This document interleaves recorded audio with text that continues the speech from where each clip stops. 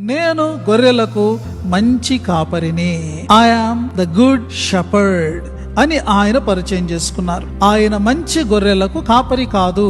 ఎందుకంటే మనం మంచి గొర్రెలం కాదు, మనము త్రోవ తప్పిన వారము, మనము చెడిపోయినటువంటి వారము.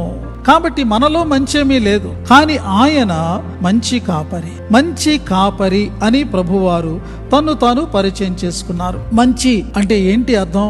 దీనిలో నుండి ఏ యొక్క భావాలు బయటికి వస్తున్నాయంటే చాలా అద్భుతమైనటువంటి భావగర్భితమైనటువంటి మాట మంచి, మంచి కాపరి. మనము ఈ అర్థాలు తీసుకోవచ్చు. మంచి అంటే సత్యపూర్వకమైనటువంటి కాపరి ఆయన. అలాగే ఆయన సామర్థ్యము కలిగినటువంటి కాపరి, అర్హత కలిగినటువంటి కాపరి, మనకు సరిపోయినటువంటి కరెక్ట్గా మనకు ఫిట్ అయ్యేటటువంటి కాపరి. అంత మాత్రమే కాదండి, ఆయన హక్కుదారుడైనటువంటి కాపరి.